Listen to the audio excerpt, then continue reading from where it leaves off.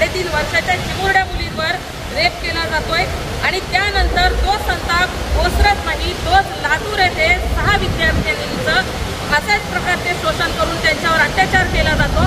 यानंतर देखील अनेक घटना पुढे येताना दिसतात।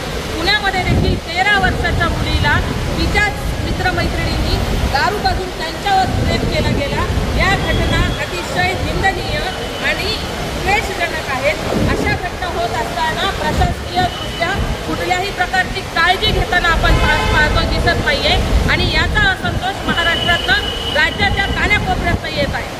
मुलींच्या सुरक्षिततेची जबाबदारी घेण्याऐवजी लाडकी बहीण योजना राबवत महिलांच्या सुरक्षिततेकडे निव्वळ डोळे झाक करणाऱ्या लोकांकडे आपण या विरोधामध्ये दाद मागत आहोत। आपण पाहतोय की पालकांचा असंतोष आहे, पालकांचं दुःख आहे, पण असं असताना राज्य महिला आयोगाची जबाबदार पदाची धुरा सांभाळणाऱ्या रुपाली चाकणकर या मात्र अतिशय असंवेदनशील वक्तव्य करत पालकांची जबाबदारी आहे, हे राजकारण होत आहे, लाडकी बहीण योजनेला विरोध करण्यासाठी हे प्रकार घडत आहेत असं म्हणण्याचं निंदाजनक वक्तव्य करत आहेत। महिला आयोगाच्या या पदावरनं रुपाली चाकणकरांची त्वरित हकालपट्टी व्हावी अशी मागणी देखील आम्ही याद्वारे करत आहोत।